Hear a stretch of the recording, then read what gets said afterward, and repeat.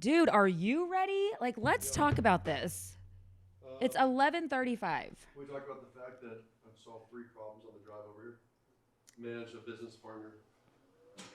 Cooled off her irritable realtor so she can call you. You're welcome. Say thank you. Thank you, Josh. It'd be really impressive if you can get it all done before 11 when it actually started. I'm Josh Sigman. And I'm Bryn Rouse. I'm a mortgage guy with a passion for helping people with their money and all things business. Bryn is my co-host. And I'm a marketing girl. I am literally obsessed with it. Oh, and Josh has showed me how to save money. Quite a bit, actually. Because of her obsession, I hired her to do my marketing.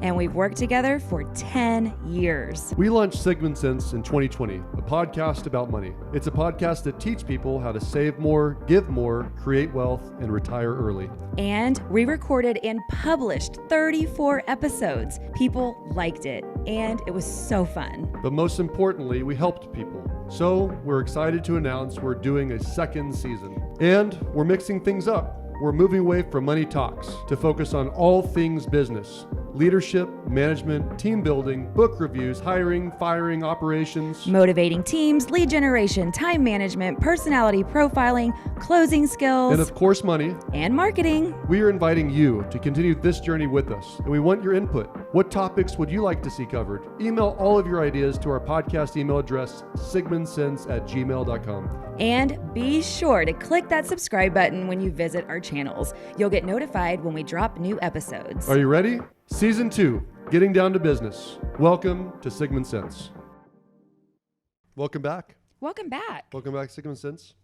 And we had a couple of cool conversations about hiring, recruiting, onboarding, first couple of days anyways, of new employees. And actually our camera guy, Cannon brought up, some of us don't want to be owners. So some of us would like to get jobs. And so can you redo it all from the perspective of an employee? Which help I think is a fantastic thought process. Such a good idea. What we'll do is kind of go back from the beginning then, and how do you find the job? Because remember, if I'm looking for employees, there's in theory employees looking for this job too, and we haven't found each other. Yeah. So how do you find the job that you want? Number one. Number two is if you get the interview, what questions can you ask or what can you do in the interview to put your best foot forward to be selected, so that if you're one of 15 people being interviewed for the same job, how do you get chosen? Will be a second thing. And so we'll talk about from the perspective of an employer, what are they typically looking for?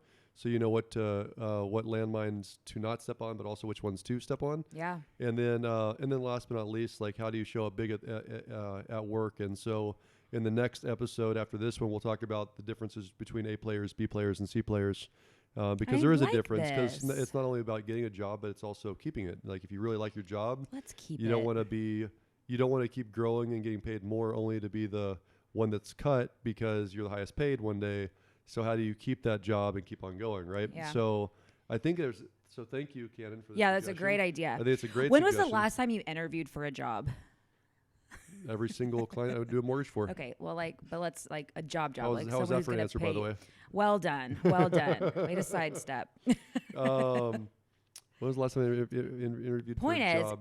It's been a long time for me, for sure. Probably been a long time for you. And so I think this will be really fun just to kind of go through and talk about it from the perspective of, how do you get a job? Well, let's just start with the beginning then. So, let's begin with how passive the average person is in pursuing whatever they want, right? Like one of my mantras is dream bigger sooner. Yeah. I say it all the time. So I love this. The best story or best example I can give of this is, so when I was in college and really even in high school, probably, I wanted to bartend because I knew that's where all the money was. And those jobs are really hard to get. And it's even harder to go into a restaurant, get an application, fill it out, turn it back in, and actually get a call back unless they're actively looking for someone. So I would have the application and I would take it in and tell them that, can I speak to him? I have an appointment with the manager. So at least I could get face-to-face with them when they came out, so I could up my chances of maybe catching him on the spot so we could sit down and do a quick interview, or at least let him see how lovely I am so he can go ahead and start falling in love with me. That's hilarious. Yeah, so that's an example of not being passive, but I think that we have to unravel why people are, right? Okay. So I think one big thing is a big issue for anyone that has a job. Most people are comfortable. If we know that basic personality profiling suggests that 60% of people are steady, right, and that they're fear-based, then they're not going to look unless they're in jeopardy of losing their job. They are actually fired, or literally one falls in their lap. And so one thing that's sad to me is, and I think it's probably one of the reasons why we started the podcast, a year ago, 2 years ago already anyways, is a lot of people have to make the paycheck. And so they don't have the opportunity to go pursue something that they want to pursue because they have to have it, which makes sense. So, if you're listening, you're like, yep, that's me. That's okay. But that's just as much of a reason then to get your shit together with your budget. Right. Yeah. So with your current income, with your current budget, like, are you getting ahead a little bit so you can take a risk, so you can go pursue that other job, that other industry, that other dream, passion project. Right. Or I think maybe the other thing is, two things. Lack of clarity on really what you want to do. And or on the other side, you do know what you want to do, but are thinking too far in advance of what the end would look like, rather than what can I do now that would be in line with that future vision. And so it's like, well, if I can't do the end game, then I'm just going to do this until it's the right time to do the end game, and the right time will never be, right? Like, there's never a good time. Yeah, it's interesting, and also it's very rare for somebody to take a career path and I think a lot of people think, oh, I've already invested 10 years in this, like I would never start, I don't want to start from the beginning again. Which, by the way, going back to traits that employers are looking for is people that are going to bet on themselves and go backwards before they go forwards. I think it's a very rare but important one. So. Just speaking of our most recent hires. So I was going to say, and we don't hear that all the time. Like in our interviews, we don't hear that all the time. I think for us, we, for the most part, don't you feel like we hire kind of green people for the most part? I enjoy green people. I enjoy them a lot too. Raw energy, optimistic, no bad habits. Yeah. And of those, of the green people, most of them are new to the workforce-ish. Maybe a job or two, but not new to the workforce, new to the professional space. New to the better way to, that's a better way to say it. Meaning coming from a service industry like bartending or being a waitress versus having a career. Right. There's only been a couple that, have actually said, like, I have come from the professional space. I don't like that anymore, and I'm willing to completely start over, which is cool. I mean, we interview a lot of people, and only a couple have said that, Yeah. So, all that to be said, whether, whatever your hang up is, if you don't love your job, like, I believe it's a very fucking short life. And I can't imagine not liking my job. You got one life to live. Yeah. It's a real thing. And it makes me sad for people that don't. Like, well, there's lots of excuses, right? So the excuses usually start around family, which is a viable excuse. I'm the breadwinner. So what's my family going to do if I went off in this other thing? So, what I want you to hear if you're a young person and you don't have the family yet is, if you're going to take a risk, do it right now. Before the kids ruin everything. Kids and spouses, right? But also past that, and that's more of a joke, but also past that, you got nothing to lose, right? So when you've got nothing to lose, it's easier to risk it all. Yeah. And so have lots of time to make it back up. Now, the older you get, the closer to retirement you are, with or without the retirement assets to be able to retire, then of course your options are more and more limited. But it doesn't mean that it's not that it is limited. It's more limited. It's not limited. Right. And the reason I say that is, this day and age, one of the good traits of the newest generations in the workforce is a lot of them have side gigs, a lot of side hustles, right? To bridge gaps. I've got 3 employees I've got right now on my team that I can think of that I know for sure are doing a side hustle. Yeah. And so they're not using it as an excuse. They're just making it up elsewhere while they're investing in their career. And as their career path continues, they'll make more in those spaces. And so that's just the difference, right? So all this to be said, is, what they say, if you either get busy living or get busy dying. I forget what movie that was. That was a great quote. I think you're thinking of Dazed and Confused. Nope.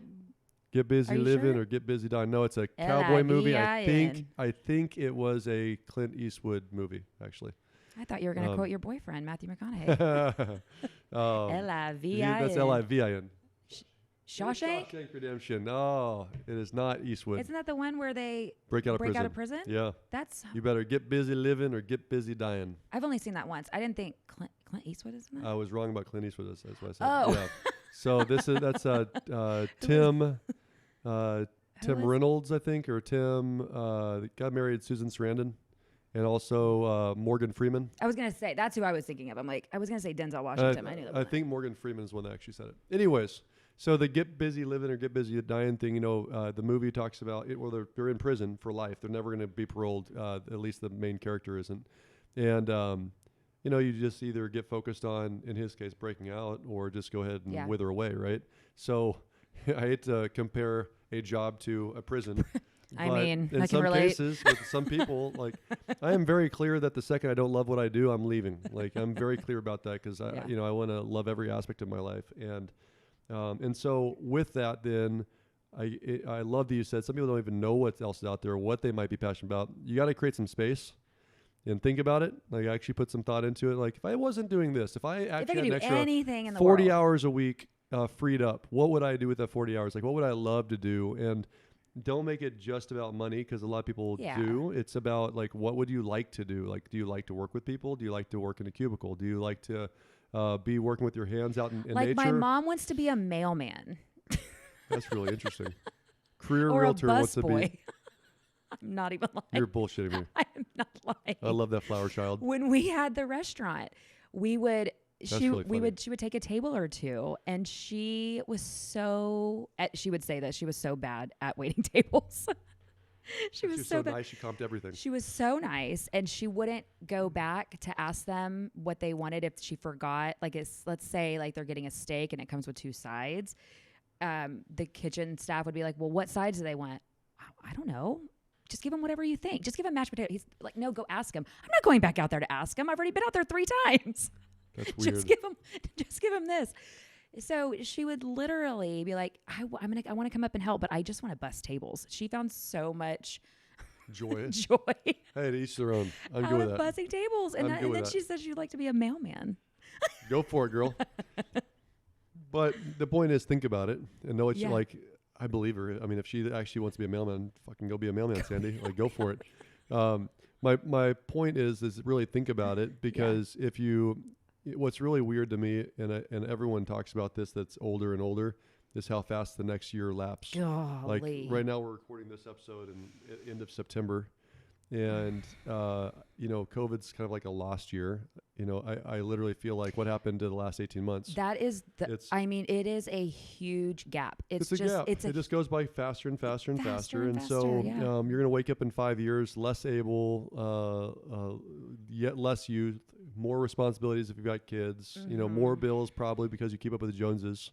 And so you're just going to have fewer options in the future. So think about what you really want and then start pursuing it. So the second thing I really think about is, okay, let's decide on an industry that you really like. So maybe you like car sales, right? Maybe that's what you want to do. Or maybe you want to work with a crazy divorce attorney that's badass in the city, but you don't have a legal, you don't have a JD, and you're not a paralegal, but for some reason, like, you like Boston legal, and so you want to go work with an attorney, right?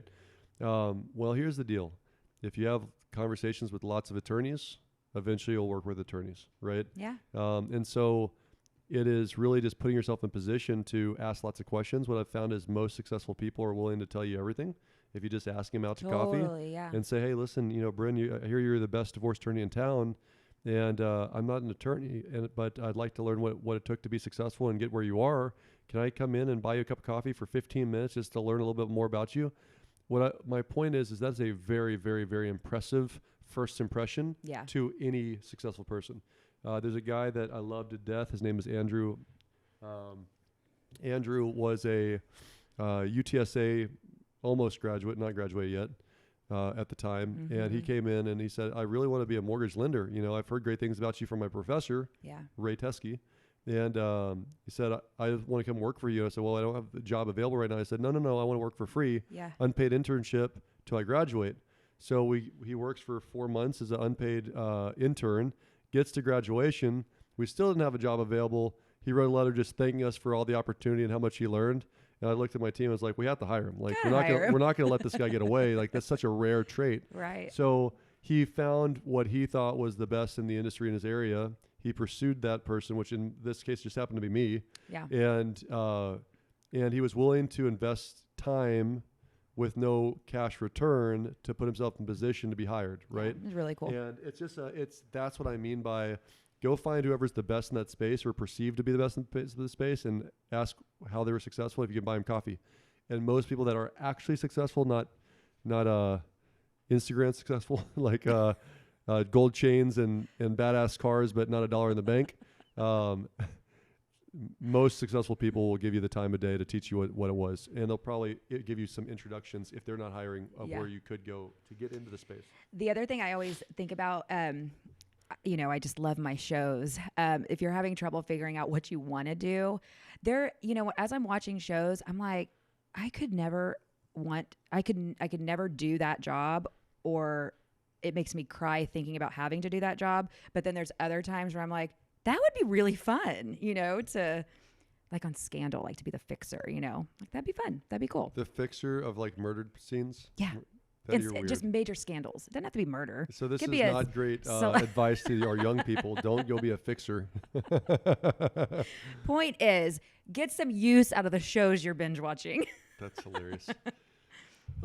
So let's just say that you actually get an interview, right? So then the next question is, how do you stand out? What might you do preparation-wise in the interview to get the best look, right? Because you know, unfortunately, quite often you might only get one first opportunity, one interview. Typically, if you're not selected in the first interview, they typically don't invite you back for another one down the road.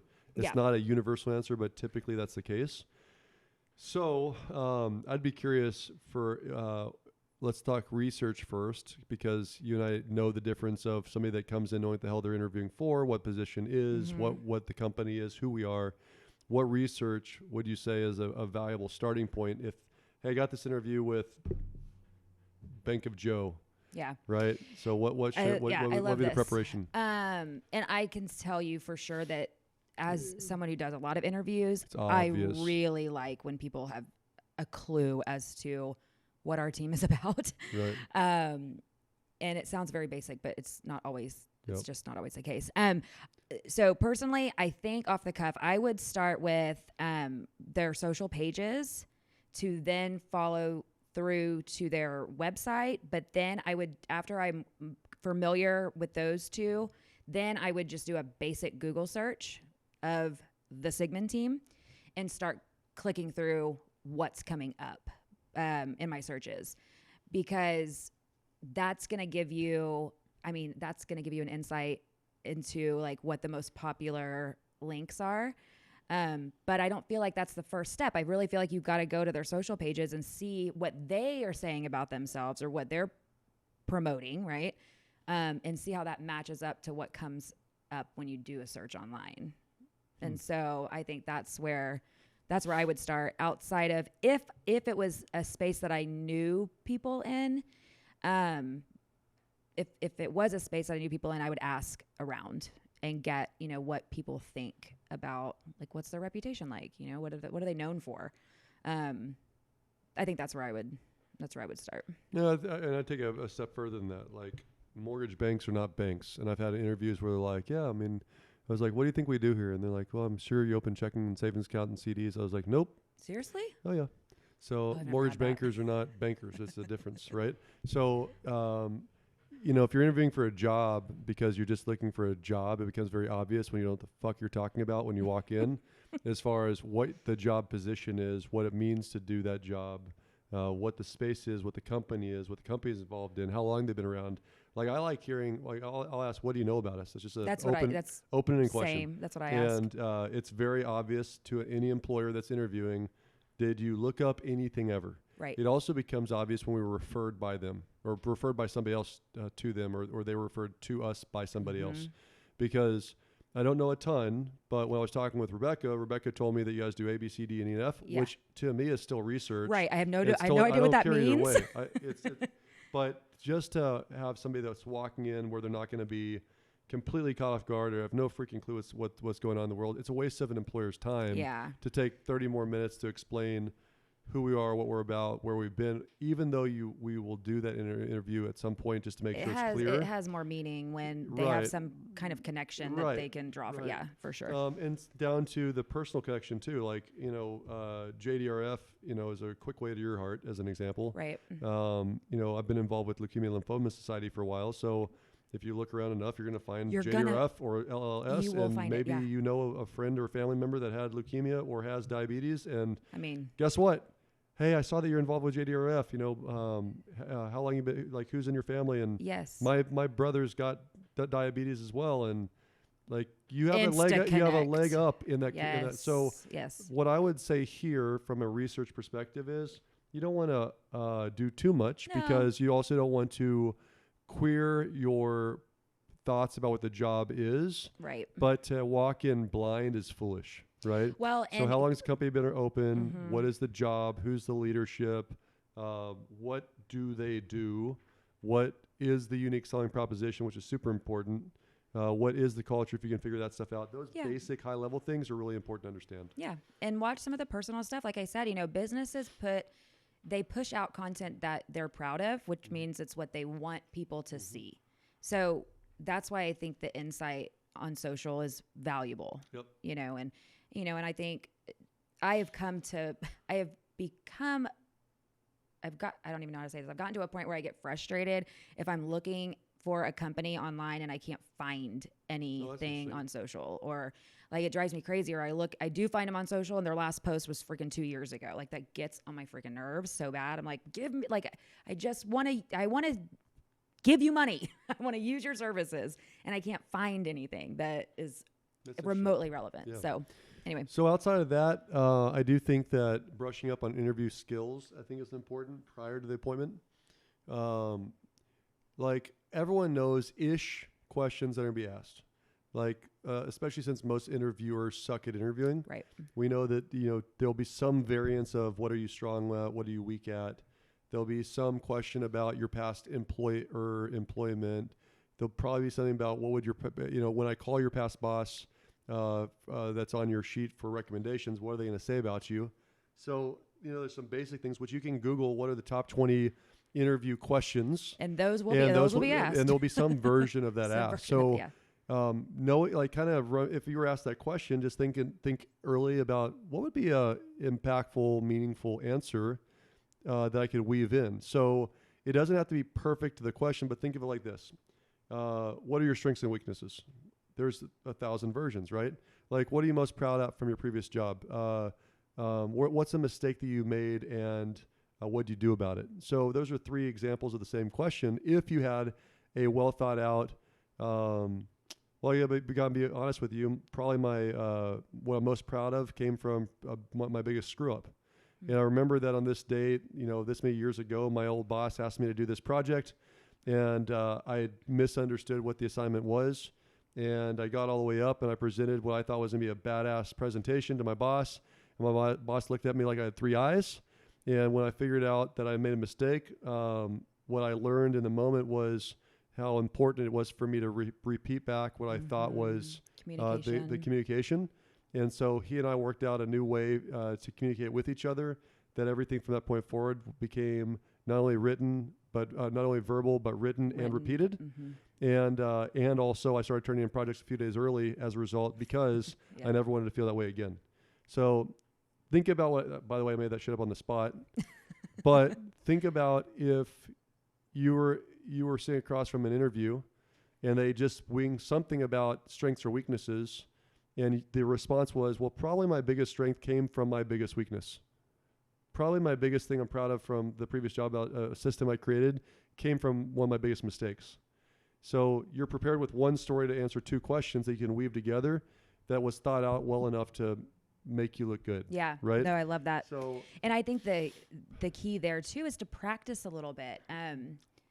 Like for real practice. yeah. Really run through them in your head. Practice with a friend or a Friend spouse. ask you random questions. See what your answers are. Yeah. And my daughter, who is working at Chick-fil-A now, I remember doing this with her. I'm like, okay, let's go through some interview questions so we can see what, so you can get comfortable with it so you're not caught off guard. You're not wasting anybody's time, and I mean, I was so freaking proud of what I heard that she would have done fine winging it. But the fact that we had gone through a couple of probably made it that much better. And she got the job on the spot, which That's is, awesome. Chick-fil-A is they hire and interview a lot of people all the time. So, it's a competitive job. Everybody wants to work at Chick-fil-A apparently when you're 17, but That's awesome. Yeah, you got to practice. Yeah. So, if you're looking for homework there, just go ahead and Google top 20 interview questions and responses and have somebody read them to you and do your best on answering them. There's a secondary tip I'll give you that came from a guy named Ryan Avery. Oh my gosh, you're like reading my mind. So I was about to say that. I want to teach you some powerful communication point that will help you in the meetings. And if you go back and listen to a half dozen of these podcasts, you'll see that Bryn and I weave in all four all the time because it brings to life stories and lessons. Okay, so what I mean by that is he talks about the rule of 1, 2, 3, 4 when it comes to public speaking, but I believe it applies to any communication with anybody anytime. So, so if you write down 1, 2, 3, 4, number one is what's the one question, right? Mm-hmm. So you should always have in your back pocket one question that you can ask that is open-ended, that shows interest, that gets it going. So for salespeople, the question is always, what's your story? Hey, Bryn, you're literally standing in a line at Chick-fil-A, and somebody's in front of you, and they turn around and catch eye contact, like, hey, what's your story? Right? And they're like, what are you talking about? I was like, well, shoot, we're standing in line together for the next 20 minutes, it looks like. Tell me your story. Well, where do you want me to start? From the beginning. From the beginning. Right? So, and you can do that in any meeting or any time, in any encounter, because what you're doing is you're getting the ball started, and you can keep on pulling that thread. And then ultimately what happens when you hear the whole story from when they were born till today, then they always follow up with the follow-up question, which is usually, what's yours? What's your story, right? So whoever's asking the most questions is in control of the conversation. And because most interviewers are shitty interviewers, you can control them by asking more questions about them. And a powerful emotional response is when people talk about themselves, they like you more. So if you can get them to talk about their story and how they got this company and how they got this position, and what would I have to do to be like you when I grow up? Like, I mean, like my heart is like flying. So that's something you need to understand. The psychology of the sale is, get people talking about themselves, but what's the question? One question that I think should be about how to get them talking about them. Yeah. Second thing is you got to have 2 stats, right? So when you think of it in terms of stats, it's anything that's relevant to the interview. So let's just say that, I'll just use mortgage lending because that's what I do. I'm interviewing a processor. Then it'd be really great for the processor to say, I carry a pipeline of 78 loans per month. I close on average 31 loans per month. And on average, those loans are closed within 27 days. I mean, fuck yes. Yes. You're hired, right? Absolutely. So, yes. But stats are the difference between I think and I am. I'm going to say it again. It's I think or I feel like I'm a good processor versus I'm a fucking good processor. Like there's a mathematical difference here because everyone's busy. Let's be honest at their job. They're filling the full 40 hours because they're being paid for 40 hours. It does not mean they're being paid for 40 hours of work. Right. And so stats are a way to bridge that gap. Think in terms of if I'm interviewing you for my MLB, my Major League Baseball team, right? Like, I don't really care about your freckles. What I care about is that you bat 365 and that you have no earned runs, right? Yeah. So all those things, 0 errors in the last 30 games, right? So think about stats. It also shows intelligence in a lot of ways. Like there's a perceived or there's a projected intelligence that comes from knowing numbers. So in the industry. Hey, Bryn, why are you thinking about joining the real estate community? Well, I did some research, and it looks like there's been a 12% appreciation in San Antonio in the last 12 months. It looks like values of properties can go up another 10 to 8 to 10% the next 2 years. Seems like it's a really vibrant industry to be in, at least in the short term. So that's why I want to join the industry. Oh shit, you did some Okay, research, I like your that. numbers, there's thought behind it. Right. And the other thing too is that people that track things tend to do better. So even if their numbers are like, you don't know if that's a good statistic or a bad statistic, then the fact that they have tracked it and they know what their success rate is means that in the long run, they're probably above average For sure. in their industry because they're Or tracking they will it, be. or they will be. Yep. Yeah, exactly. Yeah. So again, these are things to have before you walk in. So, what might else be a stat that's important to an employer? Do you have any questions about our benefit package? No, not at all. I really don't use pay time off. In fact, I went back and looked at the last 2 years, and I had 0 sick days. That's a stat that matters to an employer. Yeah, absolutely. I had 0 sick days. Shit, I have people that are sick like because they had their feelings were hurt, right? So it's one of those deals. I have people in the negative PTO. Right. So, what stats can you bring in that would matter to an employer? The third one is going to be That quotes. was a great one. Right. So from a quotes perspective, having 3 different quotes, knowledge is power. And if you can reference, a speaker or a book, or an author that is relevant, right? Bryn, you seem to be a self-starter. Where do you think you get that from? Yeah. And then you go quote a John Maxwell leadership book, or you go quote a Tony Robbins show that you watched. And say, well, I went to the show 3 years ago, and Tony Robbins said this, and this is what it means to me, and this is why I get up every day at 5 o'clock in the morning. Like, okay, crap. The quotes also show that you're working on yourselves and that you're willing to listen to others, right? Yes. It shows that you're willing to learn and grow. So having 3 quotes that you can go to in your back pocket are really important. In my industry, I'll quote some of our local economists. Because people, one of the questions that they'll ask all the time is, hey, what do you think rates? What happen to rates? It's like, well, I don't know, but based on this guy, he says blah blah blah blah blah. Yeah. Or based on this report from DHI, or based on this report I read from the Wall Street Journal, it says blank. And I've read more articles like this than the contrary, so I believe that this is the projected future of rates, right? I love that. And I think, too, a side note is you don't have to use all 3 in every... No, it's about having go-tos. It's having go-tos. And that's the key thing, is having it available in your arsenal increases the odds of a good outcome, right? For sure. So don't stress out over, I have to use all 3 of these in every situation. And I think the other great way to use quotes, if you're not someone who can really remember like word for word type stuff, like I can't, it's, one of my favorite books, or one of the books I've enjoyed most recently is Fierce Conversations. And in that book, they talk about, blah, blah, blah, blah, blah. And so that's something I really have taken to heart since I heard that, and it's impactful, and this is why. Yep.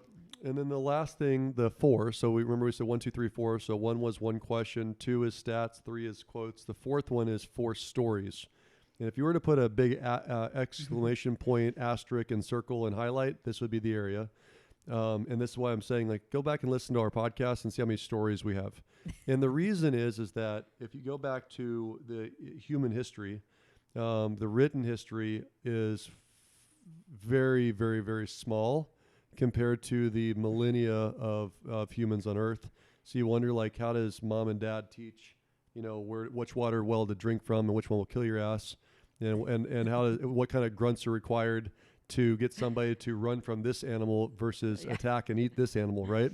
And the answer was stories, and that's why a great storyteller is the life of the party very often for anyone that you know. A great storyteller, people shut up and listen. But I would say you use that to your advantage in an interview, right? So what Ryan Avery will suggest is you want to have 2 personal stories, 2 business stories, but the key is it's 1 win and 1 loss. So 1 personal win story, 1 personal loss story, 1 personal business story, 1 business win story, 1 business loss story. And so, and the exclamation, or sorry, the in quotations here is also in the present tense. You want to tell stories, which is so hard. It's very difficult. So you got to practice, but you got to tell these stories practice. in the present tense. And the reason is that when you're in the present tense, people come along for the ride, and they get to enjoy it and live the moment. And in the lost stories, they feel your pain. Yeah. In the win stories, they celebrate with you. But it's really important to do this. So think about the difference of, I used that example earlier about you prepared to this one interview question about wins and losses, and how and I said, this my boss a couple years back asked me to do this project, and I feel like I'm doing a great job. I'm in the present tense. I feel like I didn't I'm on feel point. right. So I'm walking into the office, and I've got this like Bible that I wrote, the best project I've ever done. And the first thing my boss does is look me in the eyes and say, "What is this?" Now, if you're telling that story, people are along for the ride. But that's a personal loss story that you can turn into a personal win story. When people are trying to connect personally, because remember we work with people we know, like, and trust, then personal loss story could be JDRF. Hey, I saw that you support JDRF. You don't have a family member that's in it, do you, by chance? Because I've been suffering from diabetes my whole life, right?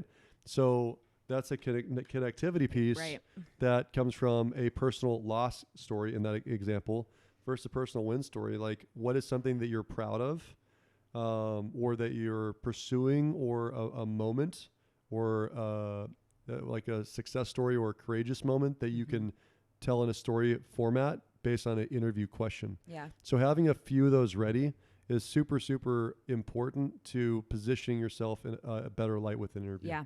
And you really do need, for me, I really struggle to come up with these things off the cuff, especially like personal wins and failures. I don't know why. I really have to dig deep to like get to both of them. And so that could be a very stressful moment if you're asked that and you have to come up with something on the spot. And it's hard to recover once you come up, like you just bullshit your way through it. Right. It's written all over, right? And it's hard to recover and get back on track. So if you're someone like me that can't quite access those things as quickly, make sure you really do some thinking about it. Well, I also think it goes back to, have you ever taken the time to really understand yourself, right? Like, I am crystal clear why I'm hardwired the way I am. Now, I took a lot of therapy. But the truth is that if anyone asks me where I get my drive from, if anyone asks me where I got my savings ability from, if anyone asks me like why I have a paternal nature with every employee period, I can literally tell you the story, the moment that was very painful for me years ago, and relate it, right? And not cry saying it anymore, right? Seriously. Or hide from it because from a shame feeling. Right. And I'll tell you that the whole being real and sharing pain is a real fast way to grab hold of somebody's, right? Yeah. So when you go to an interview, do you want to cry in the interview? Absolutely not. But if you have a reflection story that explains who you are and why you're hardwired, like, hey, dude, you seem to be doing a really good job at your current job. You've been there for 15 years. You're telling me you want to learn a brand new industry, start from the bottom, and make $30,000 a year. That's what you're telling me? Like, can you explain that to me? Can you help me understand? Well, I just moved across the country and I just need a job. I'm not going to get it, right? Yeah, let me explain it. So I mastered my craft in this job. I've had this business for the last 17 years. The last 17 years, I've had 400 employees. I just sold it for a big number. I don't have to make more money in this industry. I don't have to make money at all. I figured if I'm going to go to a new area, I can start over and everything. I've always been interested by finance, and so I thought I'd take a swing at it. This is what I've been most interested in. The last time I got a mortgage, it was a shitty experience. I figured I could do better than that asshole. Better than that. So I wanted to see if I can come into your company. Fuck yes, great story, right? Yeah, exactly. So think that way, and then I know I want to wrap up with 3 or 4 or 5 other salient points to be aware of in the interview. So that was kind of the preparation side. So let's say that you're here. I'm just gonna give you the most obvious things that people just miss. Like, it's very crazy to me. Like, show up on time to your interview. Yes, and not too freaking early. No, don't be an hour early. Don't be an hour early, and don't be 30 minutes early. Like, if you are that early, sit in the parking lot until it's 10 minutes before. Because for me, as a person who is going to do an interview, when people come in early, it makes me feel pressured to wrap up what you're currently doing. Right. And it's very, very stressful because I know there's someone waiting. That's weird. I'm not worried about that at all. It stresses me out. So my advice would be, if you're that early, stay in the car or tell the receptionist not to announce that you're here and for 10 minutes. Yeah. Second basic, dress for the job you want, not the job you have. Dress for the job you want, not the job you have. So if you're going to go into a professional environment, I don't care what you currently do. If you walk in with an apron on because you're the line cook, before you walk in the door, like, please put on a button-up shirt, right? Yeah. Dress for the job that you want. I've never had anybody show up sloppy to an interview. Have you? I have. I haven't. I'm not sure it was like they wanted a real job, though, because they also showed up. I think that they were high as a kite, like 99%. I think it was just to get the check from the government. So, yeah. Well, it's kind of like, can I tell you a story about Texas? I hope I don't get called in for this. So, if you've ever been heard that if you have to say that, you probably shouldn't. So if you get summoned to do jury duty, which I'm a big believer in, like, serve your community, and jury duty is a big part of it. But sometimes you're the breadwinner, and you, like, I remember this one time, I literally had 3 kids under 4, or like it was 5, 2, and new is what it was, 5, 2, and brand new. And my wife stays at home, and I'm the breadwinner, and I got called for jury duty for a murder case. It was going to be like a several week long case. And I'm commission only at the time. Yeah. And I read the small print at the bottom of the summons, and it said, must be appropriately dressed, wear blah, blah, blah, blah. Oh my gosh. So I showed up with a wife beater and flip flops. And I think I had barbecue sauce on the white t-shirt. There's a song made about that. And I walked in with my hair like not combed, with sunglasses on, into the courtroom. And they politely asked me to leave immediately. Wow. Right. That would not happen to me. That is Really? not the kind of thing that happens to me. Oh, yeah. No, that's real. They'd be like, right over here, ma'am. Yeah. No, I had to go back and do jury duty a different time, right? Well, but at least you could prepare for it, right. And work your schedule around and it wasn't a murder case that was going to be weeks long, right? But the whole point of it don't think any differently of the expectations of an interview. Yeah. Right. Also, I think that don't dress up a way that doesn't show who you are. Because, like, I've seen people show up with all this sorts of flashy crap on their wrists and necks and stuff like that. And that's just not who they are, but they think that that's the job. It's really weird. Yeah.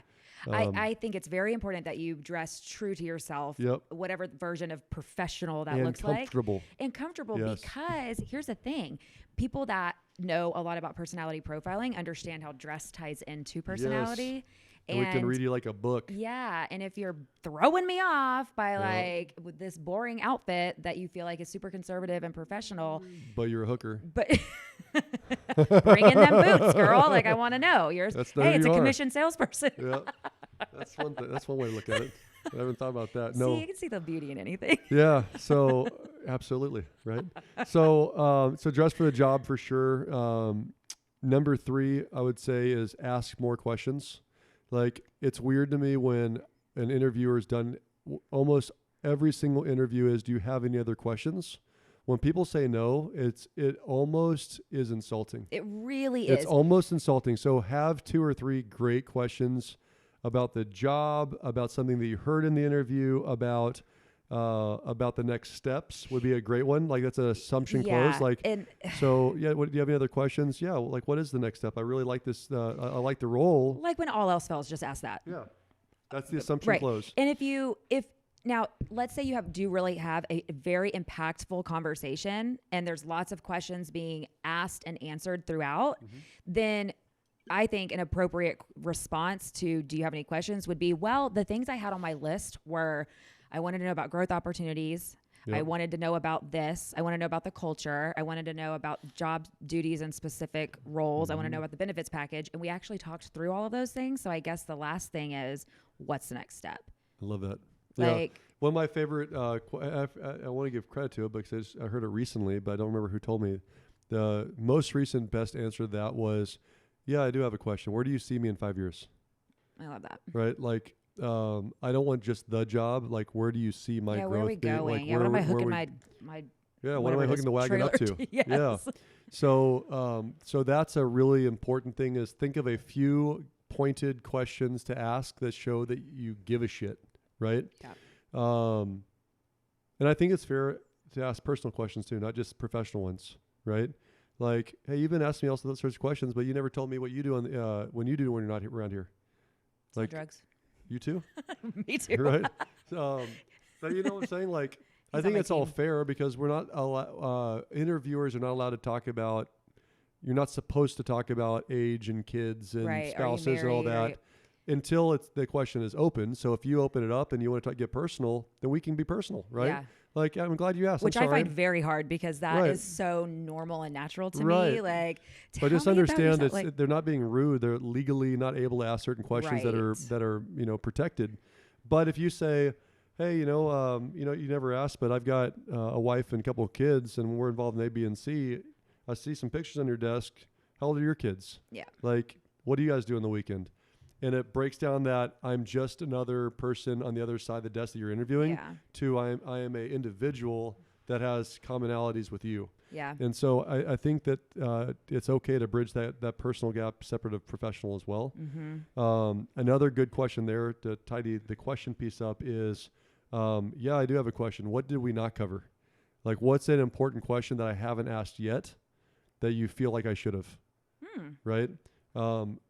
I've heard that probably a dozen times in my 20 years. A dozen times, that specific question. It's really interesting to me. I don't know that I've ever been Really? asked that. Yeah. I think it's a really great question because Yeah, it is. it makes the interviewer stop and think of, well, did I not cover? Did I ask every question? Right? Did Yeah. I get everything uncovered? Yeah. You know what? I'm glad you asked that. You actually never did ask about compensation and benefits package. You never did. Out of curiosity, what are you expecting? What are you looking for? Yeah. Which, I would say why that is a really good question is because I think to me, it's unclear when you talk about that. Yeah. I mean, do I know what the range is? Like, Yeah. but when is the appropriate time? Like, I don't want to get to the end and we be way off and Yeah. most interviewers aren't going to bring it up or have some sort of schedule of things to talk about. Yeah. So I love that. I think another great question is, tell me about what kind of goals or projects or big initiatives that you have as a company. Yep. And what is really good about this is that they're going to tell you, it's going to be an insight into some of the struggles and some of the issues Yep. that they have, because why else would they be working on it unless Yep. it was an area for improvement? Yep. That's exactly right. Yeah. So when we were starting to brainstorm this conversation, you put down two things at the top that interviewers are typically looking for. So what were those two things? Attitude and drive. Yeah. So I want you to think about that. If you're thinking about interviewing, or if you're the interviewer, the truth of the matter is the interviewer, the employer, cares about those two things immensely. What is the attitude? What's the drive? So the attitude, some of those pieces we covered, it's everything from how you dress, what you say, how you handle yourself. Don't underestimate eye contact. Like a person that, like, my daughter's dating now. It drives me freaking crazy. I don't like it. But the dude walked up to me, shook my hand, looked me in the eyes. Big deal. That guy gets a plus. Yes. And anyone else that attempted would get a kick in the ass, right? So it's, don't underestimate that piece of things. Lean forward and being assertive shows that you're confident. If you're confident, it demonstrates competence. It's something we've spoken about a lot. And confidence also will allow you to relax Yep. and take care of some of those butterflies and nerves that tend to get in the way of your great answers Yep. because you can't quite articulate. So be confident, which comes with practice and making sure that you've got your shit teed up. Yep. So, and just remember, as in the interview, the world has changed, and we referenced this in the last podcast. But the world has changed in a way that the driver is typically the person being interviewed. They're in more control than the interviewer right now. and that is a big mindset shift that's that a big you really need to change. take on. Yeah, ask questions. If you care about the community or about saving the planet, ask questions about that. Whoever is asking the most questions is in control. And I think the big thing too, like, when you think that it's all up to them, it comes to this like, please hire me desperation thing ish. But flip the roles. Like, just as it's equally as expensive for the employer to hire the wrong person, it is equally as expensive for you as someone who's looking for a job to take the wrong job. Yep. So holy moly, like I understand never that thought of it that way. That's so true. it is true. That's so true. I mean, so know that what you're going for is to find a good match. And that, how do you know that if, it's just, if you don't have a solid conversation about some of these things that are Yep. like hubs and really important things to think about for That's a right. position. Yeah, and so when you think about all the research, all the preparation, all the questions, all the stats, all that, what you're really trying to base all this on is how can I demonstrate to this potential future employer that I've got I've got drive and I've got the right attitude for the job. How am I carrying myself? Mm-hmm. How am I communicating? Am I communicating effectively? Does it show that I care enough to do extra work on the side? What behaviors, results, or stories can I tell that show they've got the drive that's required for this new role? Mm-hmm. Those are all things that you want to kind of think about, and that's what's often missed is put yourself in the shoes of the person across from you. And if you're listening to this is the same thing with sales. This is the same thing with spouses. It absolutely is. How do you communicate with spouses or kids? It's put yourself in their shoes and think about what they're looking for, and then give them what they need, right? Yeah. And that's going to give you the better chance of winning out. I also am very clear that if your gut says that this is the right role for you, like you want it, don't leave that up for debate. Right. Like, be really clear, Bryn. I love the opportunity. I love everything I had to say here. I gotta be honest with you. I want the job. I want the job. Like, what else do I need to do so you stop interviewing other people? Because I want to be here. Yeah. Here's why that's really important. When you have no more questions at the end, or if you are just the robot answering yeses and nos, you might be dying inside like, oh my God, this is a dream job. And we don't fucking know because you're lukewarm. Yeah. And so we want to be pursued just like you want to be pursued. Absolutely. So when you find something that you want, open your damn mouth and say, I want it. Like, what do I have to do? What is the next step? This is like, I will not do any more interviews if you tell me that I'm going to get this job. I will not interview anyone else. This is what I want.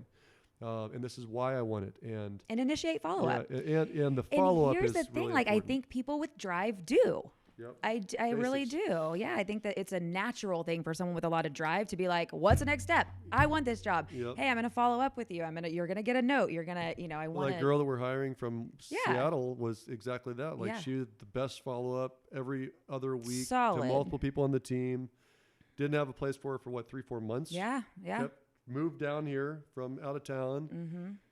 All of a sudden, damn, we had an opportunity. Guess who's the first person we thought of? The one that followed up with us for the last 4 months. Right? Yeah, because if they're going to follow up with us as employers, who they're probably also going to follow up with is our clients and our referring partners, right? Yeah, for sure. So that gets us through the interview. Cannon, does that answer your questions about what you would want to know in an interview?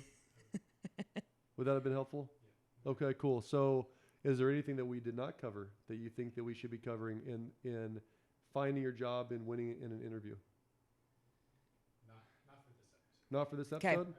Well, cool. Then that's so since it was a specific question from him, then we're going to wrap it up. Rock and roll. Thank you for joining us on Sigman Sense. Next time we're going to talk about how to keep that job that you just got by being a player. So like, subscribe, share us, ask questions. If we missed anything, if you are someone who has done some interviewing lately and feel like you have learned some valuable lessons, share those with us. I would like to know the worst interview story ever, or the worst interview question, or I have a personal story and I'm still mortified by it that I don't even know if I can say it. You can't then. So many years ago. You can't say it then.